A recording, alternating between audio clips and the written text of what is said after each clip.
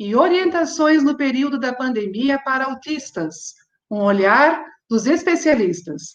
Sou Kátia Cristiane Purnagin Franzoi, mãe de autista, presidente da Associação Catarinense de Autismo, pedagoga com especialização em educação especial, fundadora da AMA Litoral, Balneário Camboriú e Itapema. Quero fazer um agradecimento muito especial ao querido amigo, o presidente da Assembleia Legislativa do Estado de Santa Catarina, o senhor Júlio Garcia. O presidente também da Comissão dos Direitos da Pessoa com Deficiência, deputado Dr. Vicente Caro Preso. Um grande beijo, obrigado sempre pela parceria.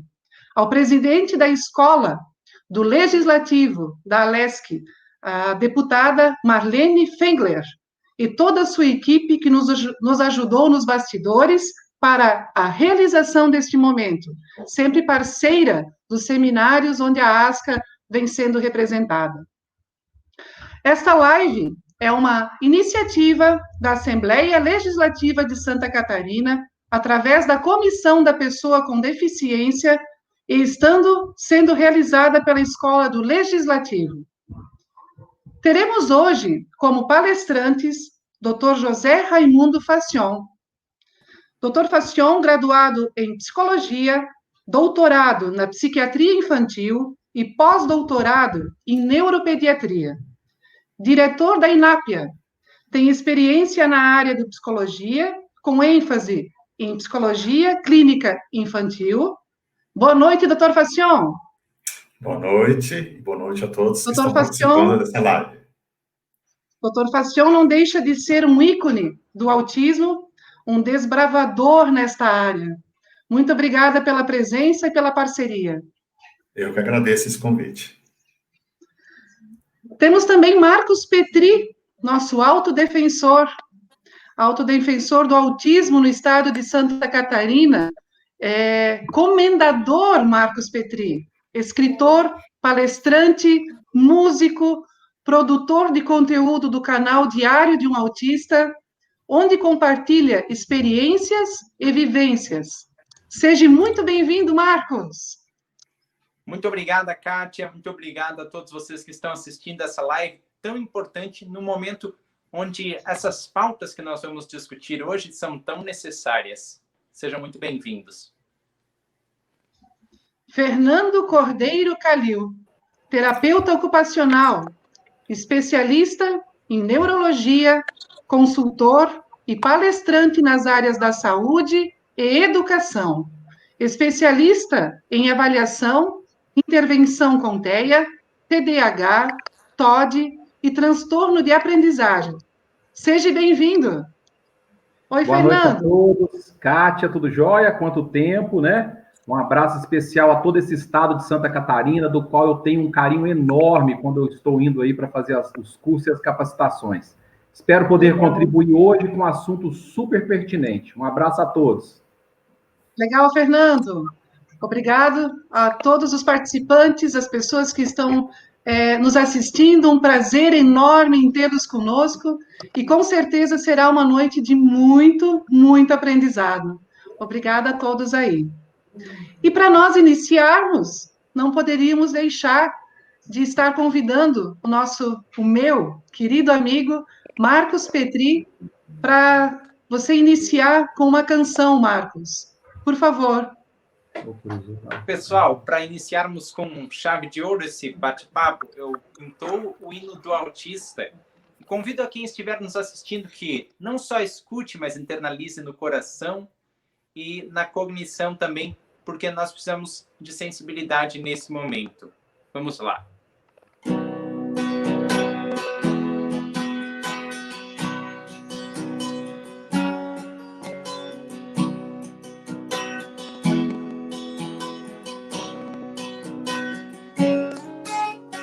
Pai, mãe, me dê a sua mão, chame seus amigos, convide seus irmãos, vem dizer ao mundo, conscientizar nossa nação dos nossos direitos, da nossa verdadeira inclusão. Pai, mãe, o mundo precisa saber que vivemos a realidade, mas muitos insistem em não ver. Somos diferentes, porém somos legais. Superamos os nossos limites com o amor dos nossos pais. Nossa bandeira é azul, que pede mais direitos aos autistas, fora preconceitos egoístas. Junte-se a nós nessa canção. Nossa bandeira é azul, e é de esperanças otimistas. Muito prazer, eu sou autista. Venha aqui, me dê a sua mão. De coração.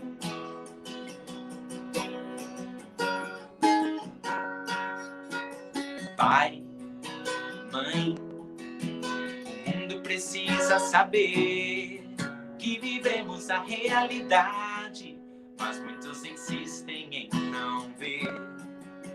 Somos diferentes, porém somos legais. Superamos os nossos limites, com seu amor podemos mais. Nossa bandeira é azul, e pede mais direitos aos autistas, fora preconceitos egoístas. Junte-se a nós nessa canção. Nossa bandeira é azul, e é de esperanças otimistas. Muito prazer, eu sou autista. Venha aqui, me dê a sua mão. De coração. De coração.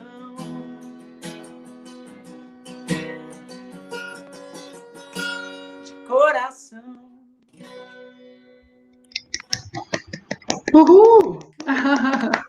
Que lindo, Marcos! Parabéns, sempre muito emocionante poder te ouvir, né? E imaginar aí toda a tua história, que eu tive a oportunidade já de alguns momentos conhecer e ver toda essa evolução, né? E é por isso que a gente está aqui hoje, né?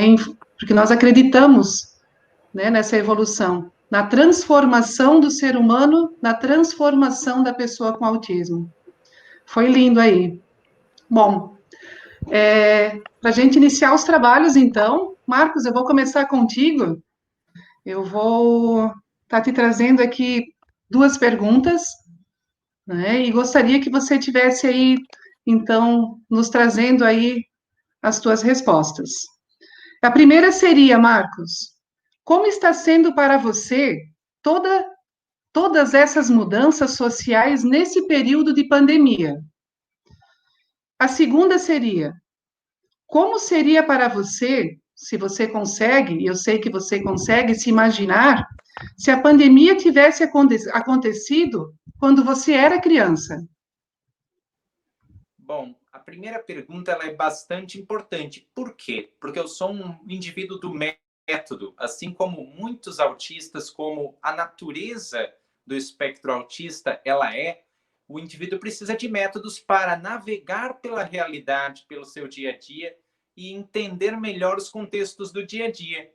O ser humano, ele explora o ambiente e, explorando o ambiente, ele cria o sentido para a sua vida. Agora, quando eu sou privado das minhas rotinas, porque eu era uma pessoa muito de caminhar para fazer os meus raciocínios, eu era muito de... Eu não era muito de festas, de compromissos sociais, mas eu gostava de usar o espaço da minha cidade a meu favor. Agora, confinado, eu fico com uma redução nas minhas possibilidades de método.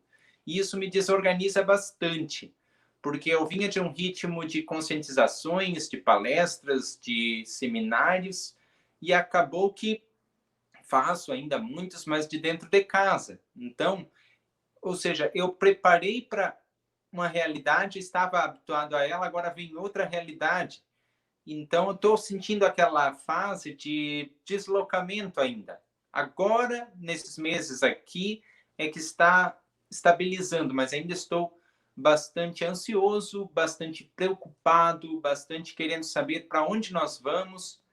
E agora a segunda questão, se eu fosse criança, e as crianças dentro do espectro autista, os palestrantes que me acompanham poderão, principalmente o Dr. José Raimundo Fassion, discorrer um pouquinho sobre isso, se ele sentir-se à vontade. A criança, ela não possui tanta maturidade para criar métodos e enfrentar a mudança. Então, se eu fosse criança, o que aconteceria é que eu teria muito mais crises, eu teria muito mais, inclusive, autolesões, baixa autoestima, eu teria muito pouco contato com os amigos, então eu ficaria muito mais comprometido dentro do espectro, e isto acarretaria em uma série de preocupações para a minha família.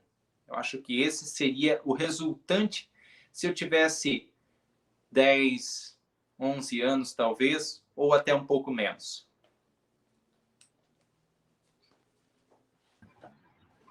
Ok, legal, Marcos. Muito importante tua contribuição. Aproveitando, Marcos, você tem feito várias lives, né? E eu acredito que algumas perguntas já vieram relacionadas a como organizar essas crianças, né, com autismo, agora durante a pandemia. O que os pais podem estar auxiliando? O que você acha? Eu tenho visto que os pais podem propor rotinas um pouco diferentes, utilizando os espaços da casa, principalmente observando assim a casa mesmo, o apartamento é um pouco mais corrido, mas utilizando os espaços da casa para continuar, Kátia, fazendo o que a criança fazia antes. Então, é o que eu tenho tentado fazer também, e é o que vai preparar, querendo ou não, a criança para o dia a dia, para enfrentar o mundo caótico dos neurotípicos, que é organizado de uma forma totalmente diferente. Eu creio, assim, que essas estratégias, elas não surtem um grande efeito agora, mas depois, os autistas, nessa pandemia, irão ter aprendido um pouquinho a enfrentar melhor esse mundo neurotípico e terão vindo com muito mais autoestima depois. Eu estou vendo essa participação dos pais para corroborar nisso. A autoestima tem que estar elevada e o indivíduo tem que crer em si mesmo, agora mais do que nunca. É bem isso, nós aqui na instituição temos visto também de que os pais, nesse momento, estão conseguindo olhar um pouco mais para os seus filhos, para as necessidades das crianças. Isso tem contribuído muito no desenvolvimento delas. Muito importante isso. Que nos convida, Kátia, a um olhar sensível. As pessoas tinham uma ideia de quais eram as necessidades do autista e agora que elas estão vendo esse ambiente todo mudar, elas vão ter uma noção mais detalhada. Quais vão ser essas necessidades? Se o autista tem demandas, quais vão ser? Agora é o olhar que tu estás falando. Perfeito, Marcos. Doutor Fassion, cadê você? Estou ouvindo aqui atentamente a apresentação do Marcos. Que legal, belíssimo, né? A gente poder ouvir uma pessoa com autismo tá se posicionando, né? Colocando aí a sua mensagem. Fantástico isso. Doutor Fassion, nos conhecemos, eu acredito que em torno, eu fazia o cálculo hoje, mais ou menos uns 26 anos. Provavelmente sim. Inclusive, então, assim, seria o primeiro quem diz claramente qual que é o seu sobrenome. Pornhagen. Isso, perfeito. Excelente, doutor Fassion.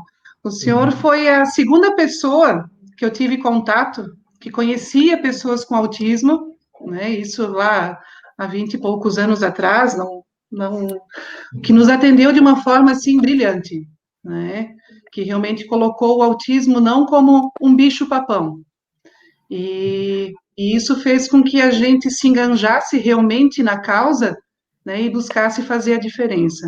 Então, o senhor é uma das pessoas que me inspirou, né, a vir buscar e fazer a diferença na vida das pessoas com autismo. Muito obrigada. Sempre tive Eu que uma agradeço. consideração enorme pela sua pessoa. Obrigado. Doutor Fico Facion, eu feliz. preparei aqui algumas perguntas aqui também, né, para o senhor.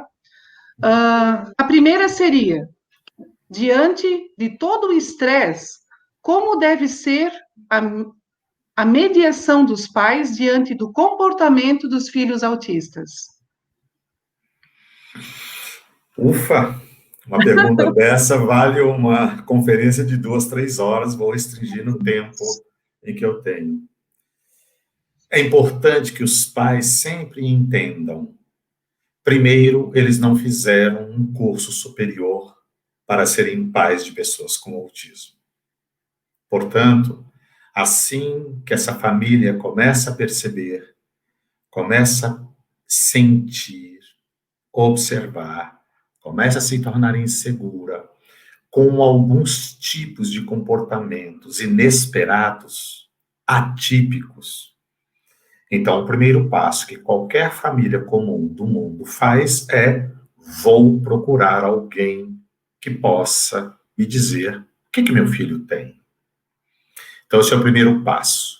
O segundo passo, essa família passa por aquilo que eu chamo de uma via sacra, mediante uma notícia de um problema, de uma atipicidade, em que o mundo, agora sim, de 10, 12, 15 anos para cá, se torna cada vez mais presente na mídia, nas escolas, nas universidades, nos centros de pesquisas, etc. Mas até então, se depara com um mundo em que ele não teria, essa família, o pai, a mãe, não teria a menor noção do que se trataria. Então, consulta um, consulta outro, consulta, aquela busca, a busca da explicação, o que é e por quê. Por que eu? Por que minha família? Depois, uma boa parte dessas famílias entram numa terceira etapa.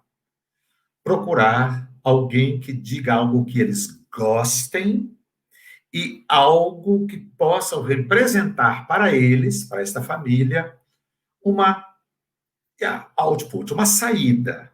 Uma saída. Como eu faço?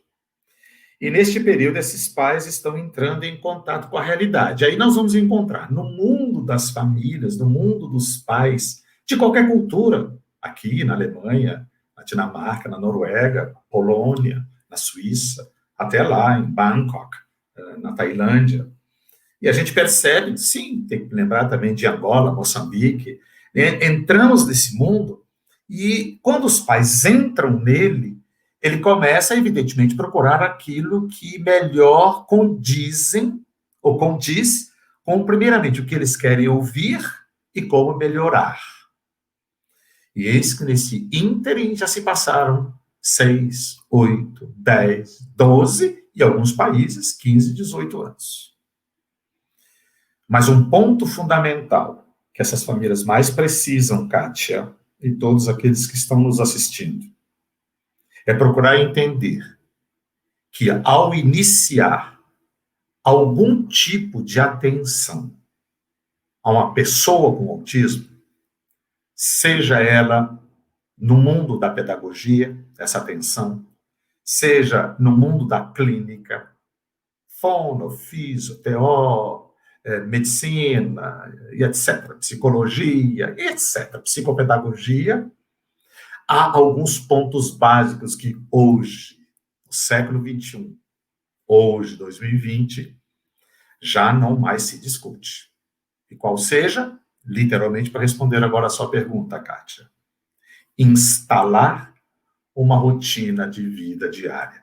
E sabe por quê, Kátia? Porque você, instalando uma rotina de vida diária, não faz só bem a pessoa com autismo. Qualquer homem do mundo, qualquer humano do mundo que consegue organizar a sua vida de forma que o sono esteja preservado, a sua alimentação esteja preservada, o ritual do dia a dia esteja preservado, você, Kátia, já faz uma base para diminuir os estados de estresses, os confrontos com situações inesperadas. E com isso diminui também um pouco a sua ansiedade e, evidentemente, não é, a sua angústia. Isso é básico do humano. Não é para tratar pessoas autistas. Isso faz bem para qualquer humano. Organizar a sua vida. Estabilizar a sua vida. Sob um aspecto clínico. Horário para se alimentar, horário para dormir, horário para acordar, horário para fazer determinadas atividades do dia a dia. Inclusive, Kátia, querendo até começar a instalar um horário de você ir ao banheiro. As pessoas que conseguem se organizar, e aí nós temos uma enorme dificuldade, eu digo agora nós brasileiros, latino-americanos. Por quê? Porque pela forma como nós nascemos, a forma como nós somos educados, a forma como nós nos desenvolvemos nessa sociedade, que é uma sociedade desorganizada. Né? Nós somos, por demais, emotivos. Vocês já imaginaram um dia que o jornal de qualquer TV, Bandeirantes, Globo, Record, não apresentar nenhuma tragédia? Alguém morreu, alguém está sofrendo, alguém está chorando. Não houve notícias. Nós gostamos, por demais, de nos emocionarmos. Portanto, por sermos por demais emotivos, nós somos também, por demais, subjetivos. E aí acreditamos num bando de crenças e temos enormes dificuldades de seguir orientações técnicas, científicas. Até mesmo porque há determinados tipos de procedimentos que nós podemos, por exemplo, propor a uma família em que exige que a família seja mais assertiva em determinados momentos. E aí é uma coisa que nós, brasileiros, temos dificuldades de sermos assertivos. E com isto, por nos emocionarmos por demais, em excesso, nós temos enormes dificuldades, então, de seguir determinadas orientações, e orientações humanas, orientações que podem melhorar a nossa condição de vida, a nossa qualidade de vida. Você imagina com uma pessoa com autismo, e isso, uma boa parte dos pais, evidentemente eu generalizo, sempre lembrando que há exceções, tem dificuldades de seguir determinadas regras, de como funciona o comportamento humano, como funciona a vida humana. E nesta pandemia, Kátia, evidentemente ela se acentua. O Marcos foi muito feliz quando ele vai dizer, com a pandemia, a gente está num outro ambiente, houve uma mudança, temos dificuldades de nos adaptarmos a essa realidade, que provavelmente, inclusive, ela não vai acabar daqui 1 mês, 2 meses, 3 meses, 4 meses. Até porque você sabe muito bem, todos sabem que nós e os norte-americanos estamos impedidos de entrar na Europa. Porque somos os países que mais displicentemente está cuidando do corona. E por sermos assim, evidentemente, nós temos dificuldades também de seguir determinadas orientações. E o Marcos, quando diz, olha, houve essa mudança, e eu tive que me acomodar. Tenho dificuldades. Se eu fosse criança, provavelmente eu estaria numa situação ainda muito mais difícil. Estaria sim. Mas na medida em que ele tem consciência, lembremos-nos, que é bom reforçar, que Marcos teve e tem uma vida e lutou muito, seus pais provavelmente lutaram muito para chegar onde chegou. Um indivíduo mais consciente, um indivíduo sabedor das coisas, um indivíduo produtivo. Isso é muito bom de ver, mas nós temos que lembrar que em torno de 70% das pessoas com autismo vão trazer outras comorbidades, como, por exemplo, retardo no desenvolvimento neuropsicomotor, desde mais leve, passando pelo moderado, indo para o severo e alguns profundos, inclusive alguns deles, no diagnóstico diferencial, nós temos até que determinar se ele tem um retardo no desenvolvimento neuropsicomotor e um autismo secundário, ou se é realmente um autismo com um retardo neuropsicomotor. E é importante a gente saber fazer esse diagnóstico diferencial, porque as condutas, Kátia, que nós vamos apresentar, nós vamos indicar, orientar, vai basear, evidentemente, no grau de acometimento de cada pessoa com autismo de quem nós estamos cuidando. E aí os pais Muitas vezes, nesse mundo de pandemia que a gente não tem, então, nem noção de quando isso vai terminar, e no país nosso vai demorar mais tempo do que o comum, essas pessoas, e aí sim, não só os meninos com autismo, mas as famílias vão sofrer mais. Então, a indicação é, como o próprio Marcos já indicou, primeiro instale uma rotina e procure mudar de ambientes já organizados, um para o outro. Não esqueça de prevalecer, organizar melhor ainda o sono, cuidado com a alimentação e as atividades, aquelas que têm uma determinada função para a criança. Então, se a gente fizer isso, Kátia, se a gente conseguir pelo menos estabelecer e orientar os pais, as famílias, quem cuida dos seus filhos com autismo, nós não vamos curar ninguém, mas a gente consegue amenizar um pouco as dificuldades. A gente ameniza. Não cura ninguém, mas dá para amenizar. E quanto mais os pais se convencerem, não somente do que eles querem dos seus filhos, e quando eu falo de pais, estou falando também dos nossos colegas da educação especial, colegas da área clínica, que é importante, sim, já estamos discutindo isso no século XXI, e principalmente nos últimos 2, 3 anos. Nós estamos muito fixados no que nós queremos fazer com as pessoas com autismo, o que nós esperamos dela.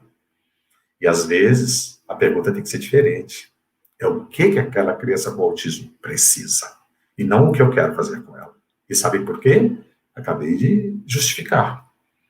Cada pessoa com autismo tem o seu grau de acometimento. Cada pessoa com autismo tem um conjunto de sintomas diferente de cada um outro.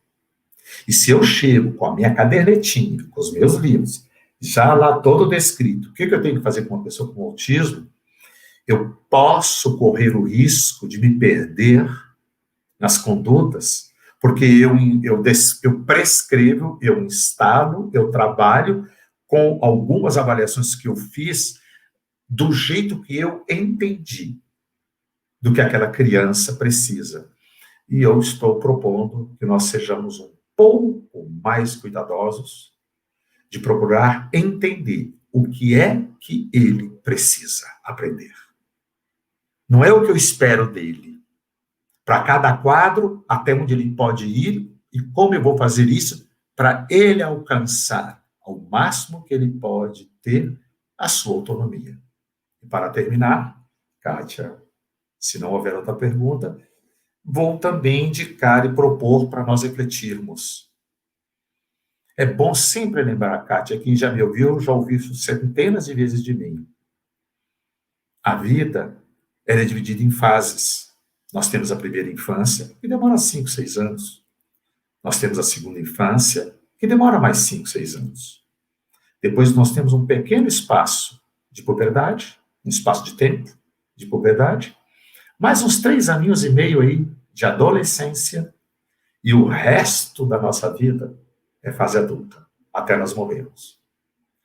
Por outro lado, é importante entender que o período em que a gente mais aprende na vida é primeira infância, segunda infância, puberdade e adolescência. Então, se nós não soubermos usar a capacidade, não soubermos entender, compreender que capacidade cada uma daquelas pessoas com autismo, qual a capacidade que ele tem, e assim, como diria isso, descobrir. Não é? A gente tem que vasculhar e descobrir, não o que eu quero fazer com ele, mas o que é que ele precisa aprender. Nós podemos entregar essas pessoas lá na fase adulta, Kátia, com 25, 27, 30, 35, 40, 40 e tantos anos, ainda com uma série de problemas na sua autonomia. E aí um dia papai e mamãe, que pela lei da natureza da vida, vão primeiro do que seu filho, se não acontece nenhum acidente, nenhum incidente. Então, pela lei da natureza da vida, os papais vão primeiro do que seus filhos. E aí fica o seu filho aí com uma série de deficiências. E quem sabe a gente poderia ter feito de outra maneira. simplesmente uma repercussão. Kátia, desculpe o meu alongamento, mas quando a gente entra no mundo de pensamento, a gente tem que concluir. Não, perfeito, doutor Fassion. Sua resposta, né, maravilhosa. E nós, enquanto associação, enquanto clínica de atendimento, a gente acaba tendo um grande compromisso e uma grande preocupação, porque uma das coisas que acomete a pessoa com autismo é a questão social, né? E a gente se depara agora trabalhando com as famílias quinzenalmente, porque precisamos dividir os grupos das crianças atendidas no atendimento presencial, e a questão também do... Então, a gente está buscando esse engajamento da família no tratamento.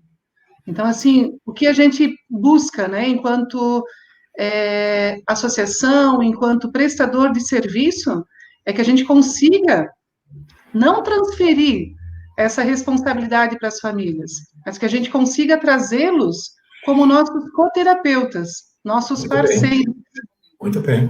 Conseguimos viver essa pandemia, né? Então, eu acho que se reorganizando, achando formas de nós podermos dar continuidade nos tratamentos, né? E eu gostaria de uma palavrinha do senhor nesse sentido, né? A gente tem visto vários ganhos de famílias que estão muito enganjadas no tratamento online, no tratamento domiciliar, né? Que conseguiram fazer essa rotina que o senhor falou, né? Então, assim, eu gostaria muito de ouvir assim, aquela palavra sua de incentivo para que a gente consiga enquanto... Estou muito feliz, Kátia, de você entrar neste mundo. Muito feliz porque muitos pais, ainda, quando eu penso 20, 30 anos atrás, muitos pais se perdiam emocionalmente. Então, muitos, inclusive, pelas suas dificuldades, inclusive pela sua tristeza, não é? Eles se encapsulavam e entregavam para os outros fazerem. E esse mundo que a gente está descobrindo, isso aí, Kátia, isso é de uns 10, 15 anos para cá, não é longo, não. Os pais estão entrando muito mais ativamente. E vários deles estão buscando. E vou até lhe dizer, Kátia, independentemente de qual linha de pensamento, qual fundamento filosófico, metodológico, mas a ciência do comportamento, a análise do comportamento, vem demonstrando cada vez mais que se os pais, por isso que, por exemplo, a minha instituição, e eu rodo para esse país todo, logo aquele curso lá de 180 horas sobre conceitos básicos da análise do comportamento, e uma boa parte, não a maior, mas uma parte são pais, eu tenho avós que estão fazendo esse curso com a gente, porque ao aprender, Kátia, em casa, mas doutor Fassion, mas se ele jogou a comida no chão, se eu não der na boca dele, ele não vai comer, doutor Fassion. E eu vou dizer para a mãe, provavelmente não. Mas ele vai ficar sem comer? Eu digo, ué, provavelmente sim. Mas ele vai morrer de fome? Morrer de fome ele não vai. E quando uma mamãe, Kátia, ainda movido pela sua emoção, movida só pelos seus sentimentos, ao ter dó do seu filho, mas ele jogou o prato no chão, então eu vou dar comida para ele, que se eu não der, ele não come. Uai, essa mamãe vai fazer isso até quando o seu filho tiver 99 anos, e ela tiver com 124, 125 anos, está lá dando na boquinha do seu filho? Dá para aprender, sabe, Kátia? E quem melhor saberá fazer isto são os pais. Se nós que trabalhamos com os filhos de vocês, principalmente nós da área clínica, conseguimos fazer com que vocês entendam um pouco, vocês não precisam ser analistas do comportamento. E outra, para ser analista de comportamento, não tem negócio de aba para autismo. Isso não existe, aba para autismo. Aba é a análise aplicada do comportamento, é entender como funciona o comportamento humano. E quando você entender como é que funciona o comportamento humano, Kátia, você pode trabalhar com autista, você pode trabalhar com TDAH, você pode pegar depressão, ou seja, essa coisa de aba para autismo, não sei quem inventou isso. O fato é que quando nós entendemos, Kátia, como você funciona, você chega em casa, está de brincos novos, o seu marido olha para você e diga, nossa, Kátia, você ficou mais bonita ainda, esses brilhos ficam tão belos. É claro que o marido sabe que ele está reforçando o seu comportamento e a tendência de você continuar usando esses brincos vai aumentar. Isso não precisa ser para autismo. Então, quando, Kátia, houver esse entendimento e os pais puderem participar mais ativamente, você usou uma palavra que eu ainda vou pensar nela, se ela tecnicamente é correta, quer dizer, eu não sei se é coterapeuta, não, a pai tem que ser pai. Mas se ele puder exercer a função de conduzir a educação do seu filho dentro de casa, respeitando os limites da vida, respeitando os horários da vida, respeitando que o filho precisa dormir bem para estar bem, porque se ele não dorme bem, é claro que ele não vai estar bem, vai aumentar a ansiedade, hiperatividade, baixo limiar de frustração, é tudo matemática, né? Comportamento humano é matemático. Então, a partir desse momento que os pais puderem fazer isso, Kátia, e, sinceramente, já valeu essa noite da live ter ouvido essa pergunta sua. Porque a partir desse momento que os pais, então, se enganjam e tenham orientações, não é só, tem que fazer assim, pai, dessa forma, explicar o porquê. Se o pai fizer dessa forma, o senhor está prevenindo isso com o seu filho. Olha, metade dos resultados que a gente pode atingir com uma pessoa com autismo já está garantida. Espero que entenda assim. Perfeito, doutor Facião. Magnífica aí a sua resposta. Obrigada aí pela contribuição, né? Eu que fico feliz. A gente dando sequência, daqui a pouquinho a gente já está voltando aí, conversando com o senhor novamente. Mas foi perfeita a sua colocação. Obrigado. Eu estava vendo aqui, né, nós temos aí a presença do deputado, presidente aí da Comissão dos Direitos de Defesa, deixa eu falar direitinho aqui, da Comissão de Defesa dos Direitos da Pessoa com Deficiência, aqui do estado de Santa Catarina, doutor Vicente, boa noite, o meu beijo enorme aí para o senhor, obrigada por estar acompanhando aí a nossa live, né, sempre presente, sempre auxiliando as pessoas com deficiência, aí deixo o meu forte abraço aí para o senhor, muito feliz. Obrigada aos pais que estão conosco aí, aos profissionais da área da saúde e da educação que também estão nos acompanhando, né, muito obrigada aí pela presença de vocês aqui conosco. A gente fica muito feliz de estar vendo o nome de vocês aí, os comentários. Obrigada. Comecem a colocar aí as perguntinhas que a gente vai daqui a pouquinho para um segundo bloco e a gente pode estar respondendo aí algumas dúvidas que vocês tenham. Nesse momento agora, eu quero chamar aquele mineirinho. Cadê Fernando? Onde está você? Olá, tudo bem? Oi, tudo bem? Graças Então, Fernando, além das especialidades que eu mencionei no início aí também, Fernando também é psicomotricista e também trabalha com a integração sensorial, né? Então, tem também aí toda uma belíssima contribuição, né, Fernando, para poder estar nos auxiliando aí nesse momento. Fernando vem, durante esses últimos tempos, dividindo conosco essa grande bagagem, né, que é levar o conhecimento para os profissionais, para as famílias, das pessoas com autismo. Então, obrigada aí também pela tua presença, tá? Eu que agradeço.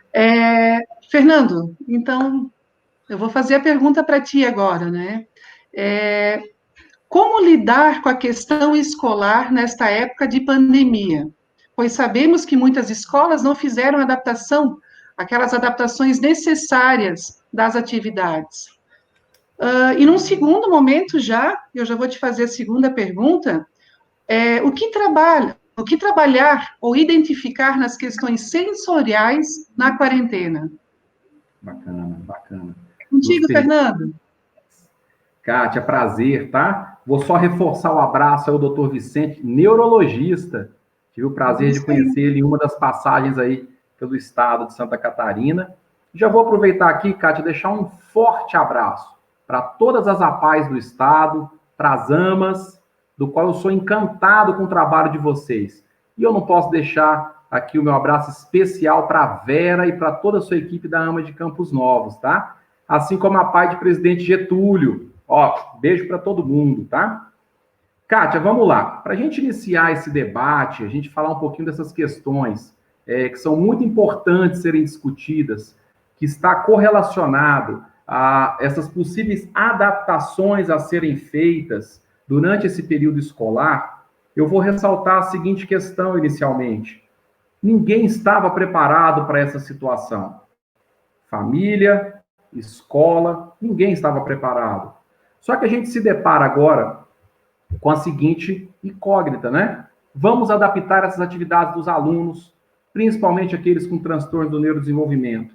É primordial que esses alunos tenham um PEI, que é o Plano de Ensino Individualizado. E é através do PEI é que nós vamos conseguir fazer com que esse aluno com transtorno do neurodesenvolvimento consiga, sim, receber as suas flexibilizações e as suas adaptações. Esse período, às vezes, será importante porque vai colocar as instituições e as famílias para repensarem algumas situações, principalmente no que se diz respeito ao que a gente chama de um bom planejamento de ensino individualizado.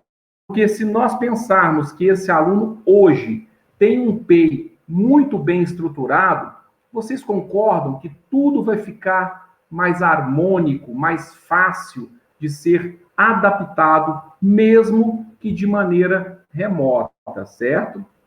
Para isso, a gente tem que fazer aquela velha discussão, né? Toda criança autista, quase que 100% dela vai precisar pelo menos de uma flexibilização, seja ela de tempo, de recursos, né? E a gente tem que seguir a seguinte linha de raciocínio. Não é o aluno que tem que se adaptar e se adequar a essa aula remota, né? E sim toda essa equipe pedagógica da escola, das instituições, é que tem que traçar, gerar um apoio junto com os especialistas que acompanham essa criança. Eu gosto muito de ressaltar que o trabalho, um bom prognóstico, o professor Fassion falou muito bem aí dessa importância e participação da família. Nós não conseguimos acreditar num bom prognóstico para qualquer tipo de classificação dentro do autismo, do qual não existe uma participação ativa em equipe do médico, da escola e de todo o restante da equipe dos seus especialistas. E aí eu já vou pegar um pedacinho da fala do Fassion, que citou o ABA como uma grande referência, que é uma prática baseada em evidência. Eu cito também a importância de se ter ali, na grande maioria, quase que 100% dos nossos meninos com transtorno de neurodesenvolvimento precisam, sim, de um apoio da integração sensorial. Ela é um marco fundamental para que a gente consiga uma boa regulação, para que aí sim, conforme o próprio professor falou, melhore as questões do sono, da alimentação, da dinâmica comportamental e emocional. Então, esse trabalho em equipe é que vai ser um facilitador para essa adaptação nesse período escolar. Fácil não está sendo para ninguém. O que a gente tem que ter ciência também é que temos que ter metodologia e não métodos pedagógicos, principalmente nesse período. Os currículos, eles têm que ser mais abertos, mais flexíveis. Ele tem que atender diretamente à demanda individual desse sujeito. Vocês já viram, o Marcos citou, Kátia falou, o professor Fassion falou, todos com propriedade, da importância de individualizar esse processo terapêutico. Não vai existir uma receita de bolo para que todos sigam ela ao pé da letra e tudo se concretize de uma forma fácil de se adaptar e flexibilizar. Esse é um período do qual nós temos que refletir e muito sobre todo esse processo de construção curricular que está sendo oferecida para os nossos meninos com autismo. Então, a gente vai pensar, sim, em um currículo com muito mais funcionalidade para esse nosso aluno. Vamos ter que adaptar, sim, tempo, período, atividade. Fácil? Não é fácil. Mas eu sempre costumo dizer nos meus cursos de capacitações e formações, né? Nós escolhemos essa área. Vocês, profissionais da saúde, da educação, professores, pedagogos, terapeutas ocupacionais, psicólogos, educadores físicos, fisioterapeutas e todas as outras demandas profissionais da área da saúde e educação. Fomos nós que escolhemos essa área. Então, nós precisamos ter essa ciência de que, para um bom prognóstico terapêutico, faz sim necessário uma boa realização desse período de adaptação, certo? Então, nós vamos pensar, sim, será que hoje esse aluno tem condições de acompanhar a turma? Nós estamos vendo aí algumas situações que chegam a 4 horas de aula remota. Hoje, esse aluno com autismo tem condições de permanecer esse período? E olha que eu posso estar falando aí de uma classificação e de um nível 1, de um nível leve, que tem uma demanda de desorganização bem menor do que aquele do nível moderado ou grave. Então, nós temos sim que refletir, né? E aí eu já parabenizo Kátia e a todas as famílias que acompanham a AMA de Balneário do Litoral aí. Fantástico saber que vocês, pais, estão sendo transformadores, porque realizar essas atividades de forma remota não é fácil. E aí, pai, mãe que está nos assistindo, realizem, façam o maior esforço possível para que essas atividades que foram planejadas e adaptadas para o seu filho sejam realizadas. Pois só assim nós vamos conseguir amenizar uma possível perda, porque isso vai ser um pouco natural. Nós estamos sofrendo com isso. O que dirá esses nossos garotos que não conseguem promover uma autorregulação sensorial? O próprio Marcos falou dessa questão, se ele fosse menor, com menor idade, o quanto ele teria tais dificuldades. Então, sigam essa rotina que não está sendo fácil. Eu falo que, por um lado, a pandemia veio no momento para gerar uma grande reflexão no nosso dia a dia. Nós pais, nós professores, né? Esse é um momento ímpar de convívio. Nós temos famílias que não se encontravam 3, 4 vezes na semana. Nós temos pais ou mães que trabalhavam o dia inteiro, chegavam à noite e nem sequer viam o filho, e que hoje estão tendo a oportunidade, né? Isso gera também um benefício para as nossas crianças, esse poder de maturidade, esse poder de estar junto com demais pessoas no seu dia a dia. E aí eu já encaixo, Kátia, nessa segunda questão, quando você fala dessas possíveis desorganizações sensoriais. Pensam vocês que hoje, os 2 maiores ambientes que promovem uma certa desorganização para essa criança, que um é a escola e o outro é a própria casa, precisam passar sim por uma reformulação, né? Vocês, pais, sabem e devem observar. Peguem lá uma folha, né, com todos os dias da semana, separem isso em 3 períodos, manhã, tarde e noite, e façam nota de toda a desorganização que aconteceu com seu filho, para que o especialista que esteja acompanhando ele, para que a instituição ou até mesmo a escola possa ajudar vocês de uma forma mais assertiva. Porque essa criança que antes passava, às vezes, 1 ou 2 períodos na escola, hoje ela está passando os 3 períodos em casa. E aí, o Dr. Fassion falou muito bem, o índice de ansiedade, o índice de agitação tende e está aumentando nesse período. E essa ansiedade e essa agitação, a base da promoção dessa desregulação é e são dos sistemas sensoriais, dos 5 sentidos que nós temos e dos 2 sistemas, que é o vestibular e o proprioceptivo. Eles são importantes de serem observados. Essa criança hoje, ela está vendo muito mais informação visual, muito mais informação auditiva, uma maior quantidade de informação tátil, olfativa, gustativa e as informações de movimento do que ela via anteriormente naquela casa. Lembrando que a construção dessa casa, ela é importantíssima para o autista, porque ela se transforma no porto seguro. E normalmente, quando ele está em casa, ele tende a se organizar melhor. Mas por que, Fernando, hoje isso não está acontecendo? Porque hoje ele está permanecendo em casa com uma maior quantidade de tempo e fora de uma rotina. E aí os nossos palestrantes anteriores falaram muito bem. A rotina, ela é fundamental para um bom desenvolvimento sensorial. E quando eu falo dessas questões sensoriais, se a gente for pensar aí, eu faço o convite para todo mundo, a pirâmide de Williams, que é a pirâmide do aprendizado, ela mostra claramente para nós que a base dessa pirâmide, ela é constituída por todo o nosso sistema sensorial. Então, se essa criança está hoje desregulada, ele vai ter, possivelmente, um aumento de suas estereotipias, um aumento de suas reações comportamentais / emocionais de forma que fogem do padrão do desenvolvimento. Ele pode ter aumento ou perda de apetite. Ele vai ter uma desregulação do sono.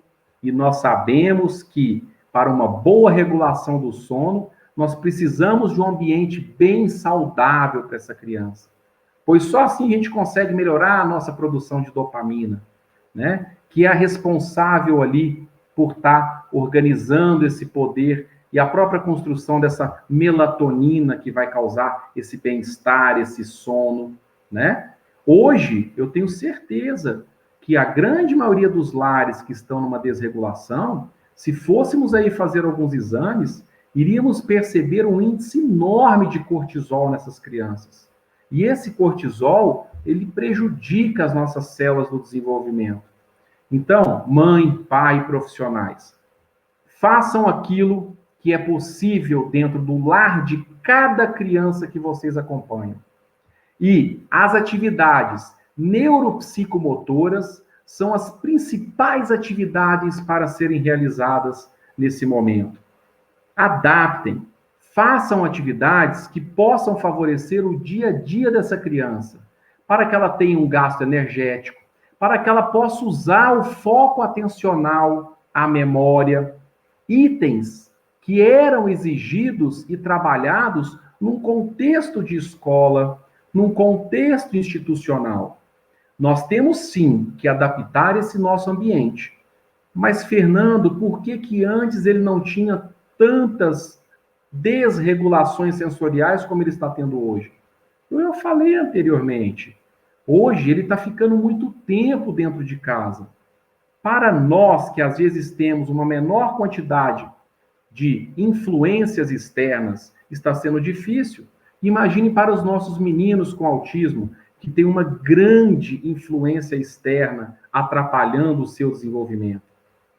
Nós sabemos que a integração sensorial, ela vai organizar essas informações, ela vai gerar uma resposta adaptativa adequada frente ao que esse ambiente ofereceu para ela.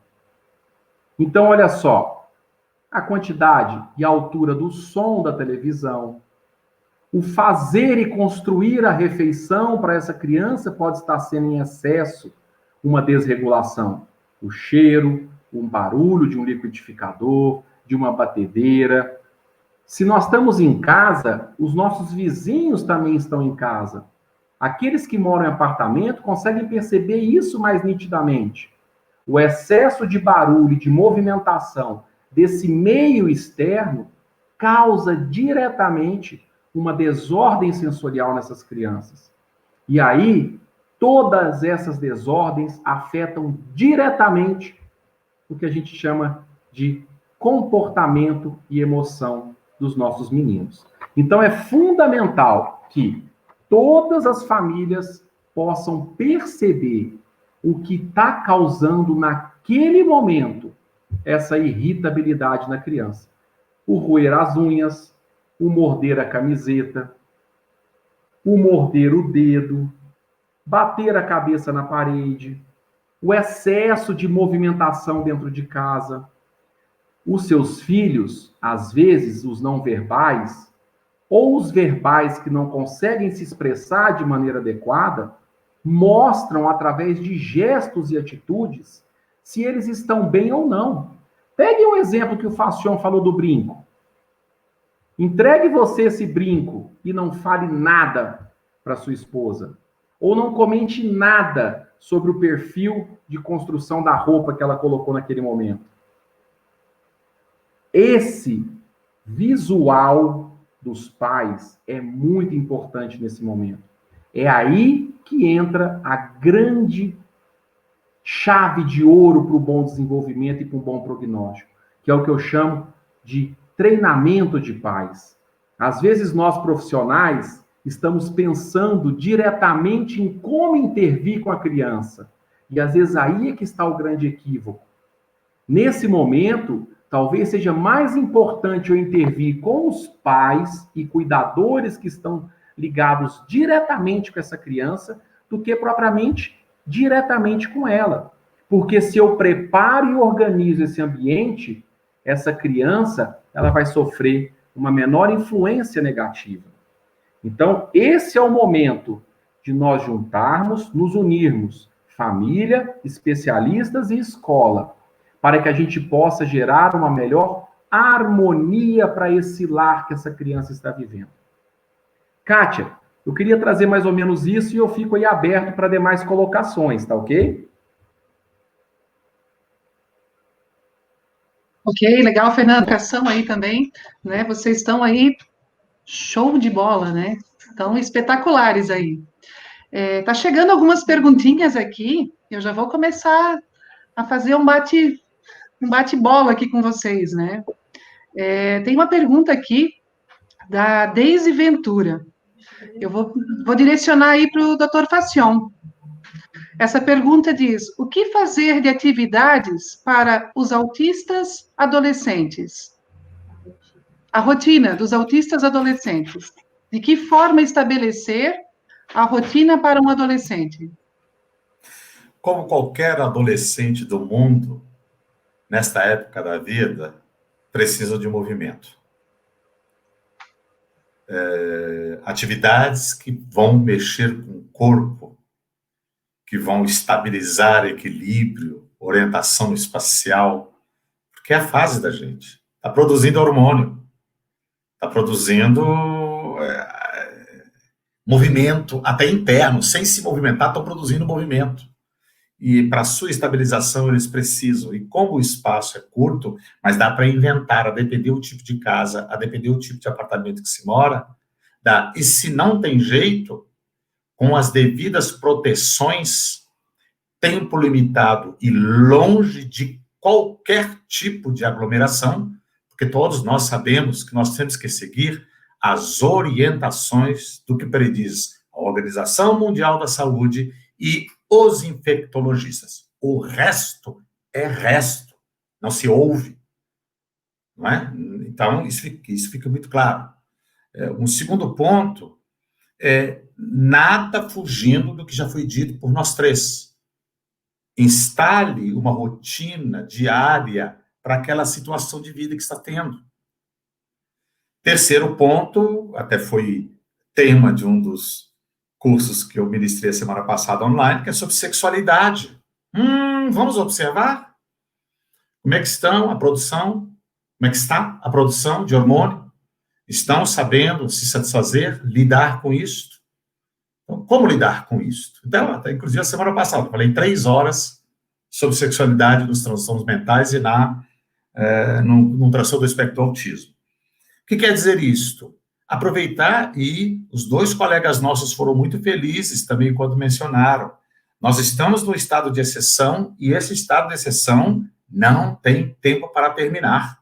E parte dele, inclusive, mesmo depois que a gente chegar a vencer, e aqui me compadeço muito com os 101 mil vidas, as 101 mil vidas humanas que se perderam, inclusive por essa desorganização, que podia ser muito menos, todos os outros países do mundo mostraram isso, Então, a partir do momento em que a gente, por exemplo, começa a ficar um pouco mais presentes na nossa família, você sabe muito bem, Kátia, isso está sendo, inclusive, motivo até de hoje de manhã cedo, uma professora com 2 pós-doutorados de psicologia aqui da Federal do Paraná, hoje falou sobre socialização, não de autismo, falou da população, e muitos pais estão descobrindo quem são seus filhos.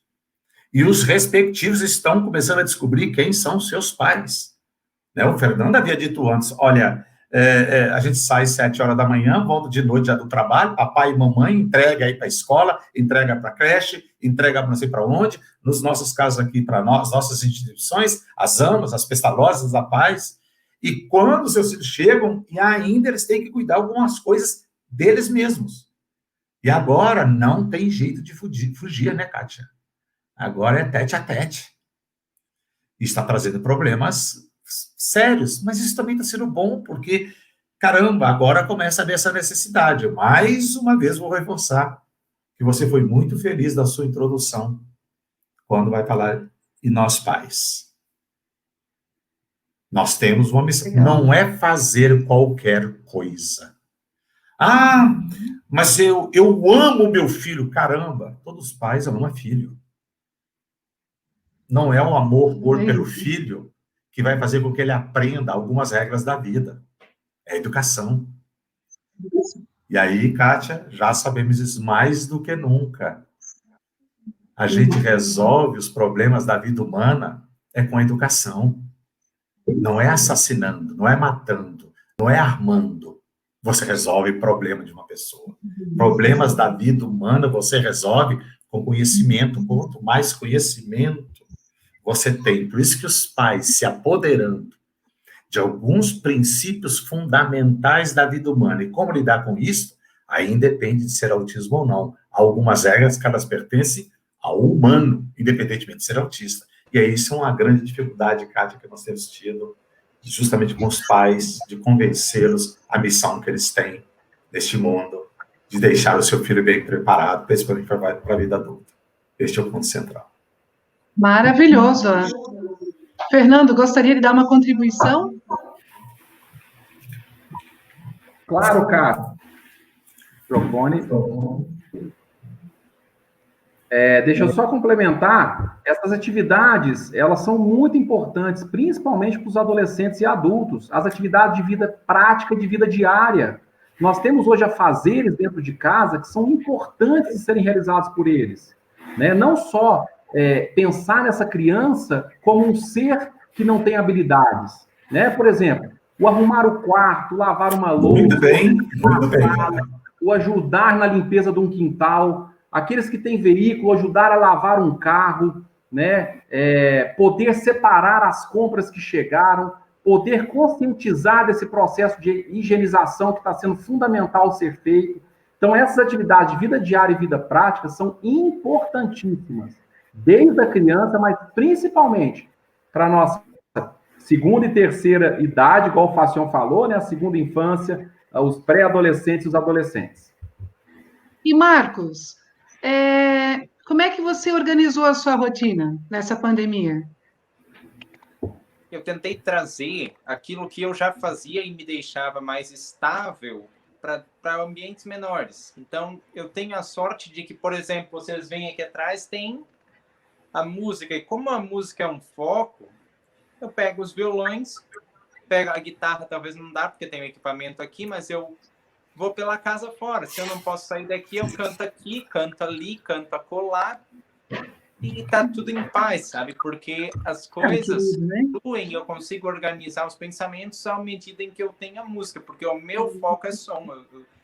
Eu tô filtrando mais som do que as outras entradas e saídas sensoriais. E assim, também... falamos em questões sensoriais, falando nisso, como é que está a utilização da máscara para você? Da máscara? Isso. É difícil se adaptar, hein? Porque eu fico agoniado, eu uso por menores intervalos de tempo, mas agora já estou começando a me acostumar. Só que ainda tem aquela ânsia assim. Não sei quanto a vocês, aí vocês me respondam. Aquele lugar lá, a minha mãe quer que eu ajude a fazer as compras, né, com limitação de distância e tudo. Eu vou dizer, eu não vou, porque é muito longe, eu vou ter que ficar com a máscara por muito tempo fazendo respiração aqui, e eu não tolero ela tanto. Aí eu vejo o tipo de máscara também, porque se a tira é muito apertada, eu sei que ela vai me machucar. Então eu posso pegar uma máscara que eu sei que é confortável, ficasse para ser minha, posso. Então, se eu tenho essa certeza, é muito melhor. Ô Marcos, e a importância da utilização da máscara, de todos os cuidados para as pessoas com autismo? Como é que você vê isso? Primeiro é deixar conscientizar. Aí é que nós vamos testar as rotinas que nós estamos falando aqui. Dar uma rotina para a pessoa higienizar as mãos aqui, a máscara pôr, respeitar a distância. Eu tenho que fazer uns checklists assim, distância, máscara, higiene. E eu digo, mãe, lembra, para eu não esquecer de nada nessa praxis, né? Essa maneira de organizar os processos do dia a dia. E à medida em que a minha mãe, que meu pai me lembram de fazer essas rotinas, foi tudo bem.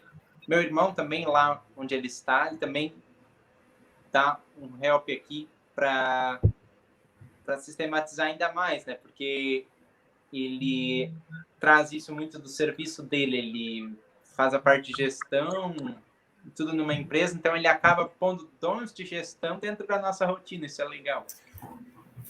E, doutor Facion, uma pergunta para o senhor agora. Como os pais podem estar conciliando essas atividades que eles precisam desenvolver em casa com seus filhos, junto com a rotina de trabalho?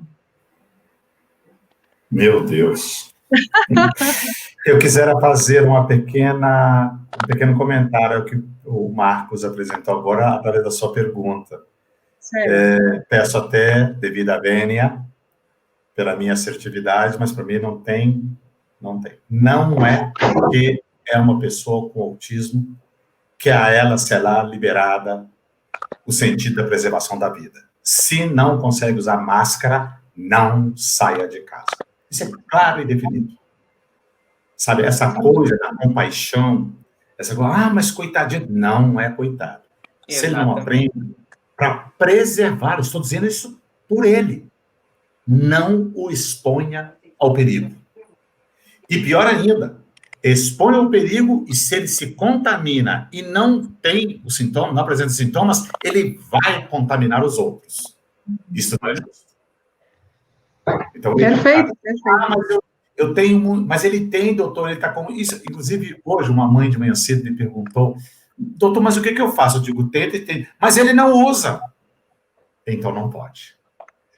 Mas ele vai chorar, mas ele pode chorar, mas não posso. Ele é meu filho. Se ele é meu filho, a minha função como pai é preservar a vida dele.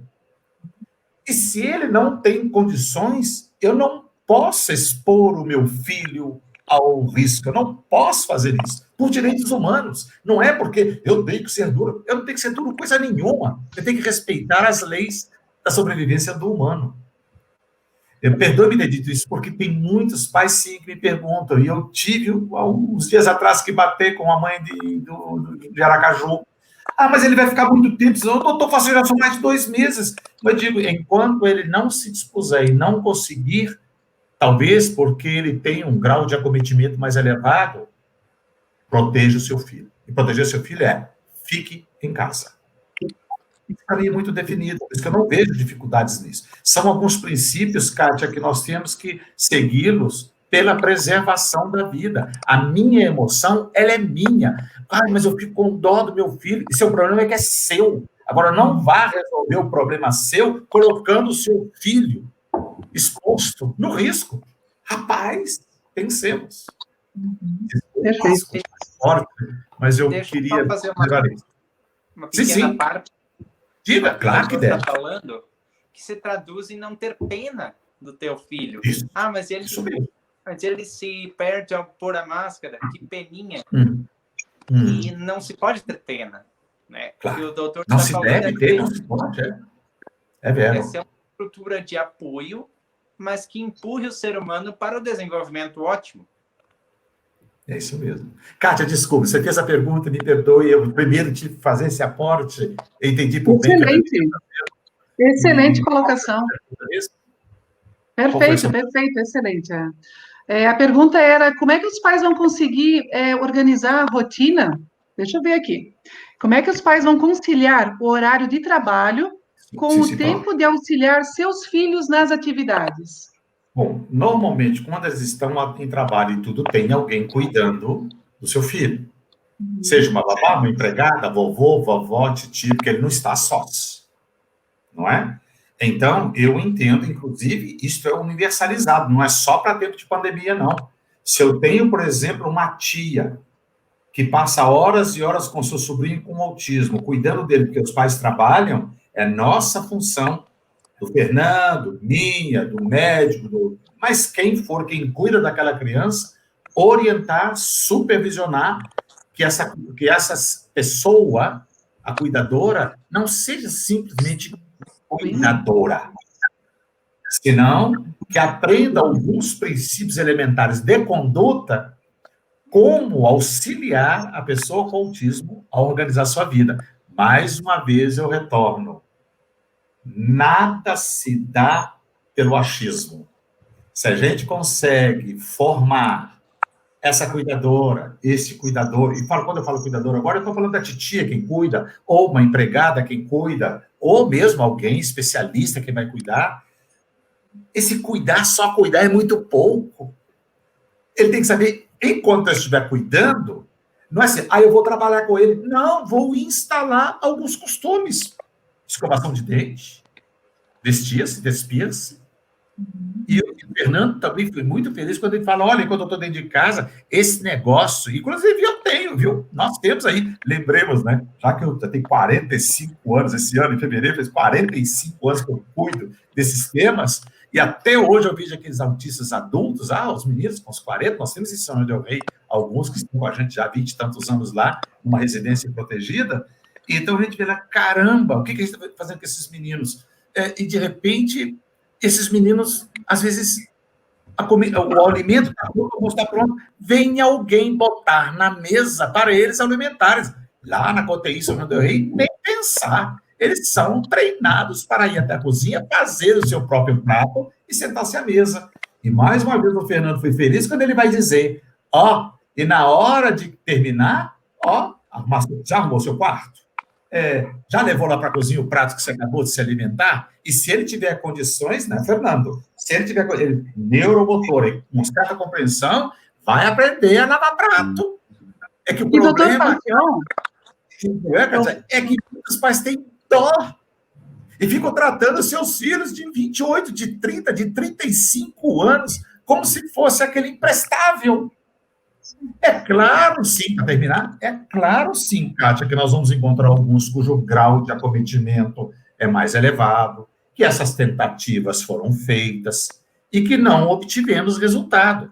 Mas uma coisa eu posso te afirmar, uma grande parte de hoje adultos, eles poderiam ter conquistado sim. Agora, 4, 5, 6 de setembro, nós vamos fazer um curso de 20 horas online sobre autismo na fase adulta. Eu nem quero entrar em detalhes, porque eu não quero fazer propaganda de curso. Eu não vamos fazer lá. E o que a gente vai tratar lá? Pegar justamente aqueles meninos e meninas de quem Silvana e eu, Silvana, uma ex-aluna, ex-orientada minha, que me acompanha pelo país, nós dois vamos pegar meninos que nós estamos cuidando há 25, há 28 anos. São meninos hoje que têm 32, 34, 40 anos, alguns deles ainda lá sob os nossos cuidados, e perceber que, por mais difícil que seja, nem todos, nós não temos sucesso com todos, mas por mais difícil que seja, são meninos que se vestem, se despem, já tomam banho sozinhos, almoçam, eles só não fazem o almoço deles, mas os lanches, alguns deles são eles que eles estão fazendo, porque eles podem aprender. Claro que depende do grau de acometimento. Cátia, deixa eu só complementar aqui. Olha que bacana a fala do Dr. Facion. Que ótimo isso aqui hoje, né? Dr. Facion falando, Marcos, o que você lembrou, Marcos? Eu e o Marcos fizemos uma live só sobre funções executivas. Isso que o Dr. Facion falou é a base do desenvolvimento da neurociência. Sim. Se a gente não trabalhar as funções executivas, dessa criança desde o primeiro ano de vida, aí vai chegar lá na fase de adolescência adulta altamente dependente, imatura, para resolver problemas, situações que ela acaba se engajando com dificuldade, não consegue sair, né? Então, essas funções executivas são primordiais serem desenvolvidas. Claro. E daí, Fernando? Funcionais, né? A gente também pode chamar de, eu gosto muito dessa terminologia sua, as funções executivas. Entendo lá que não só a Liliane de Maggio e Judith Leblanc, lá com aquela questão do currículo funcional natural, quando elas lutam por isso, desde cedo, fazer com que eles entendam que eles podem ser produtivos para si mesmo e, às vezes, até para os outros. Aí não há nada que melhor. Diga, Kátia. Daí temos um exemplo aí, Marcos Petri. Eu tenho Lino Júnior, meu filho, com 30 anos, né, que foram trabalhadas essas habilidades, cada um na sua condição, mas que mostram, sim, que eles conseguem, né, se adaptar ao ambiente, que conseguem, sim, dar conta do dia a dia. Né? Então, isso é fantástico, isso que vocês estão falando aí, realmente. E daí também vem a conciliar, doutor Passion, com uma pergunta que veio aqui. Quanto tempo necessário para termos um terapeuta eficiente? Da Ana Kellen. Né? Penso eu, só vou dar minha contribuição, que a gente e o desejo, a gente faz toda a diferença, né? Já começa por aí. Mas eu gostaria de ouvir vocês aí, os especialistas. Eu vou só complementar. A força e a vontade é o patamar, mas sem conhecimento vai ficar só na força e na vontade. A partir do momento, Kátia, em que um pai, uma mãe, uma terapeuta ocupacional, já que a pergunta são de profissionais quem cuidam, então uma fono, uma física, uma TO, psicóloga, começa a entender. Talvez vou defender novamente lá no início a tese que eu levantei. Começa a defender o que esse menino precisa para aprender. E de acordo com o grau de acometimento dele, até onde eu entendo que ele pode chegar. Porque, de repente, através do treinamento, ele vai chegar muito mais longe do que eu havia imaginado que ele fosse capaz. Então, a partir do momento que a gente começa desde cedo fazer com que esses meninos e meninas entendam que eles estão aqui para aprender a cuidar de si. Papai e mamãe cuidam quando é bebê, quando é criancinha pequenininha. Mas desde quando o bebê é pequenininho, mais uma vez o Fernando já falou isso agora, 2, 3 minutos atrás, desde cedo, começaram a fazer essas pessoas aprender, não é entender, aprender. Que eles devem aprender a cuidar de si. São eles que vão cuidar de si. E se a gente entra nesse mundo das atividades funcionais, né? Ou seja, de que a gente faça com que eles vejam que aquilo que ele está fazendo vai ser bom para ele. Sob pena, às vezes, de enquanto ele não aprendeu direitinho, ele tem que passar pelos perrengues. Por exemplo, o Rio de Janeiro, AMES do Rio de Janeiro, 2000, 2001, 2003. De repente, eu estava numa sala de pessoas que cuidam, uma associação de pais, pessoas com autismo, e felizmente ou infelizmente, na hora que eu estava lá, entra a dona vindo da cozinha com o tablet, com os potinhos e saladas de frutas para todos. Eu olhei aqui, era esquisitíssimo, eu falei assim, de onde tá vindo isso, hein? Ela, lá da cozinha, coitadinha. Ela não sabia que era levar uma pancada minha, mas eu faço assim, eu bato, mas depois eu passo a mão na cabeça. Então, assim, mas os meninos lá que fizeram, quais foram os meninos que fizeram? Aí ela, meio desconcertada, ainda não entendendo de onde que eu queria chegar, ela, não, doutor, mas é lá da cozinha, eu e a cozinheira lá que está fazendo. E depois os meninos não participam? Não, doutor, a gente traz para ele todo dia, todos os dias. Eles ficavam o dia todo, então de manhã o lanche, de tarde o lanche, fora o almoço.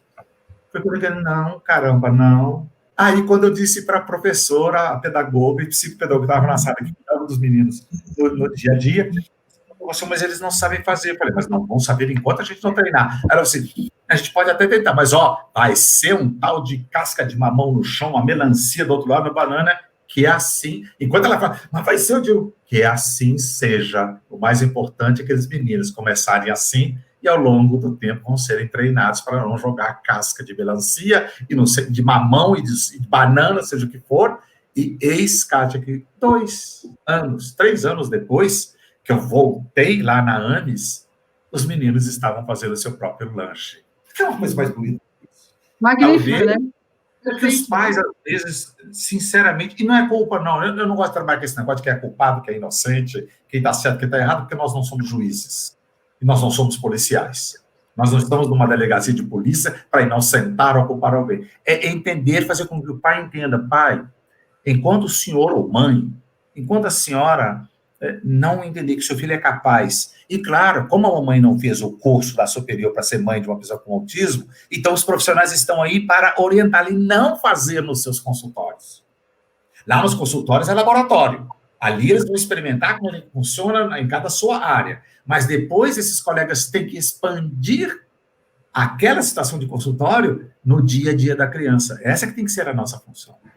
E por isso eu, mais uma vez, reforço. Às vezes, Kátia, você sabe, me conhece há bastante tempo, as pessoas acham, nossa, mas ele é muito duro. Mas eu entendo, eu não estou aqui para ser duro ou para ser mole. Eu estou aqui para entender como é que a gente faz com que uma pessoa se torne mais independente, mais autônoma. Essa é a minha função. Maravilha. Legal, legal, perfeito. Registrar aí a presença da deputada Luciane Carminati, que é presidente de Educação da ALESC e membro também da Comissão da Pessoa com Deficiência da ALESC. Obrigada aí, Luciane. Um grande beijo aí para você. Ô, Kátia, deixa eu só complementar aqui. Eu não sei se essa pergunta foi direcionada para a formação dentro do ABA ou a formação de um profissional de maneira geral. A única dica que eu quero deixar é a seguinte: vocês que estão iniciando ou vocês que já têm um tempo de carreira, é muito importante. É a prática baseada em evidências. É você ser científico. Não existe, ninguém vai reinventar a roda já existe. O que nós temos que fazer como profissionais é sermos éticos. Eu não posso iniciar um processo terapêutico com uma criança com autismo sem antes ter aplicado bons protocolos científicos, dos quais vão me mostrar qual o caminho certo eu devo seguir. Então não tem um grande segredo.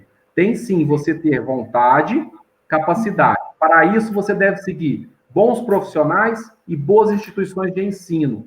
Porque hoje está... E sempre capacitação, e sempre capacitação, e sempre se modernizando, atualizando. Porque, doutor, a gente sabe que hoje está cheio de gente querendo inventar a cura aí, né? Então, métodos novos, né? Situações novas vão surgindo. Então, uma boa instituição de ensino, bons profissionais como referência, não tem prática melhor do que essa. Muito bem, muito bem. Legal, legal, perfeito. Nós temos uma pergunta aqui. Fernando, que estratégias o professor pode utilizar para conseguir prender a atenção do aluno com TEA em tempos de aulas remotas? Então, é aquilo que eu falei um pouquinho na minha fala, né? Prender essa atenção, primeiro de tudo, se a gente já tem lá no PEI, no plano de ensino individual, a capacidade que essa criança tem, porque lá no PEI, se o tio Fernando aqui avaliou, me desculpe, eu me titularizo tio Fernando para todos os meus meninos que eu atendo. Se o tio Fernando avaliou, ele aplicou um protocolo do qual ele mensurou quais os 4 tipos de atenção essa criança tem preservada, quais aquelas que ela precisa melhorar, né? Porque se eu falo da concentrada, da dividida, da seletiva, o que essa criança tem capaz de habilidade atencional? Se eu tenho isso lá no PEI, você concorda comigo que tudo fica mais fácil?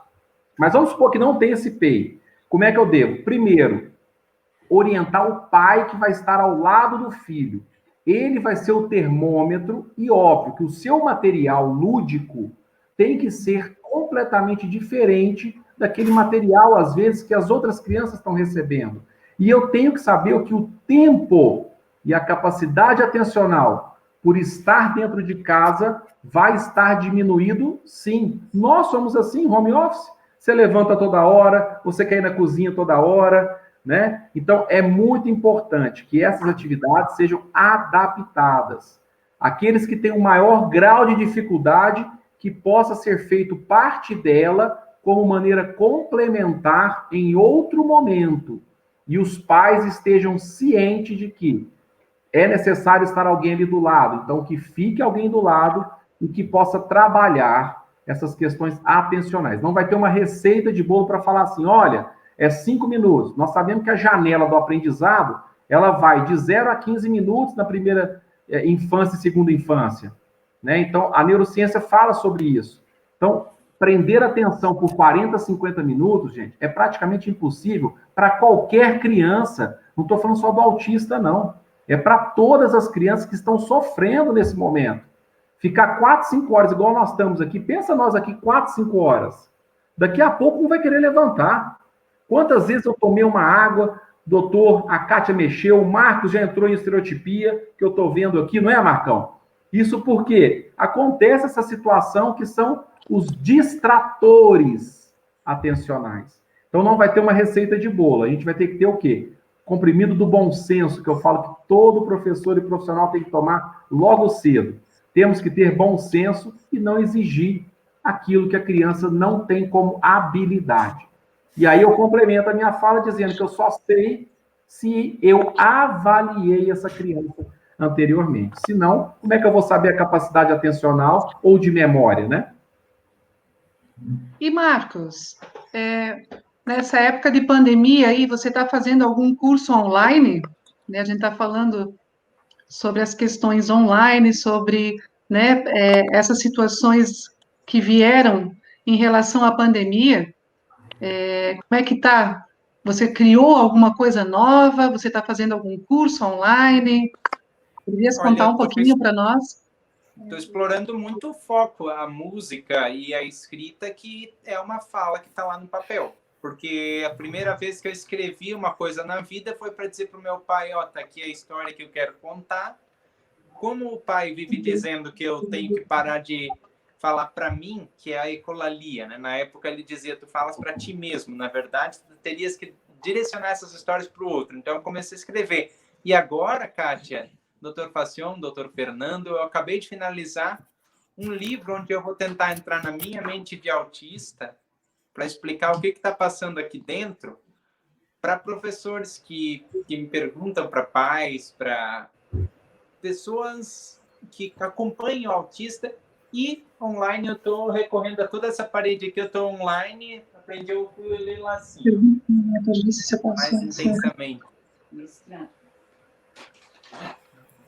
Que legal. Ô, Kátia, que legal. eu sei que o Marcos está promovendo um curso para pais, orientação para pais e cuidadores, hein? Esse curso legal, merece ser falado. Marcos, fala um pouquinho para nós. Isso, eu falo das excelente. minhas estratégias. Divulga aí para nós, Marcos. Então, tá, eu falo das minhas estratégias que eu tenho desenvolvido aqui dentro da minha casa, na esperança de trocar com o pai que adquiri esse curso, e o doutor Fernando me ajudou com a base científica para nós falarmos das educações que tangem pai e profissional juntos, porque não pode dissociar. E eu entro com a experiência, o doutor Fernando com a expertise, e eu estou levando esse conhecimento para dentro da casa deles, condicionar o melhor ambiente possível para um autista desenvolver-se otimamente, né? A gente tem que lembrar que desenvolvimento também vem para baixo, não é isso? Os doutores que me complementam. Não é só para cima. Se tiver ausência de estímulo, vai para baixo. Legal, legal. Perfeito. Eu tenho uma das últimas perguntinhas aqui. Tem mais algumas perguntas, mas daí a gente pode depois estar passando para vocês e vocês estarem respondendo, né? Eu tenho aqui a pergunta da Dilma. A Dilma pergunta: nessa época de pandemia, os pais podem optar por seguir apenas os atendimentos multidisciplinares como forma de ensino?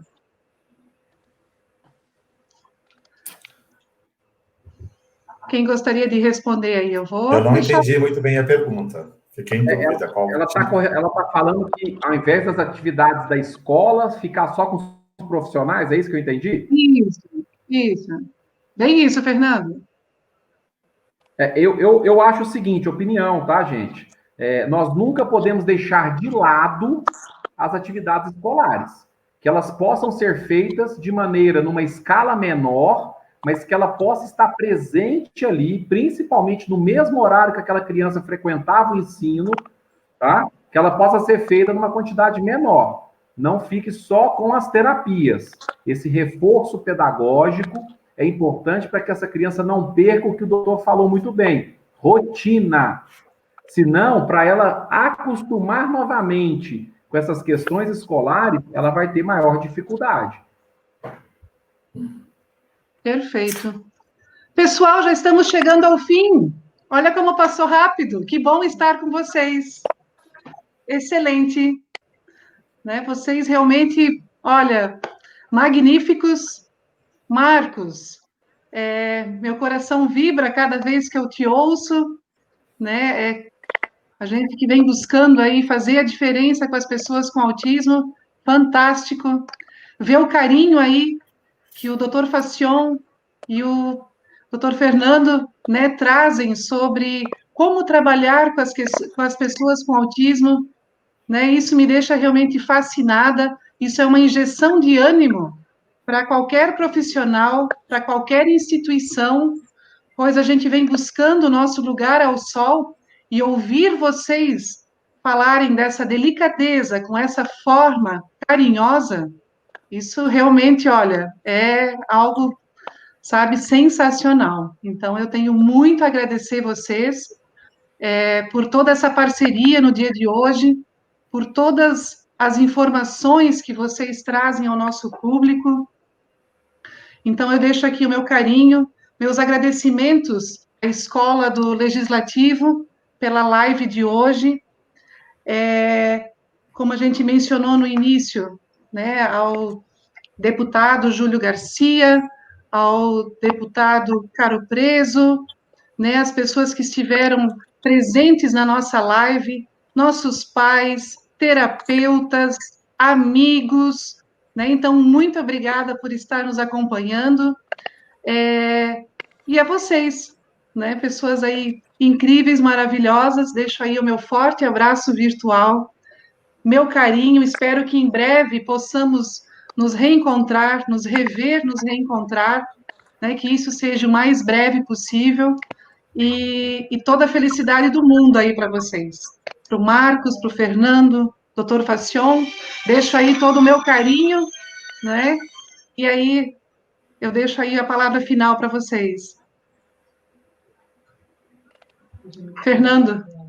Vamos lá, então. Você que tem que induzir a fala. Ó, é um prazer enorme. Volto a falar. Eu sou mineiro que ama Santa Catarina. Ó, um beijo especial para Janice. Janice, obrigado. Você abriu as portas para minha presença em Santa Catarina, tá? Obrigado pelo convite em estar participando aqui dessa live hoje. Kátia, admiro o seu trabalho. Conheci lá em Campos Novos. Depois não perdemos mais os contatos, você está de parabéns. As duas amas que você está aí à frente, eu tenho certeza que desenvolvem trabalhos fantásticos, tá? Doutor Fassion, tive o prazer de conhecê-lo em Paulo Afonso, Bahia, né, doutor? Ó, um beijo no seu coração, prazer enorme novamente estar aqui com você. Marcos, já falei que virou da minha família, né? Marcão, hoje eu até chamei ele de Marcão. Marcão, um beijo enorme. Um grande abraço a todos.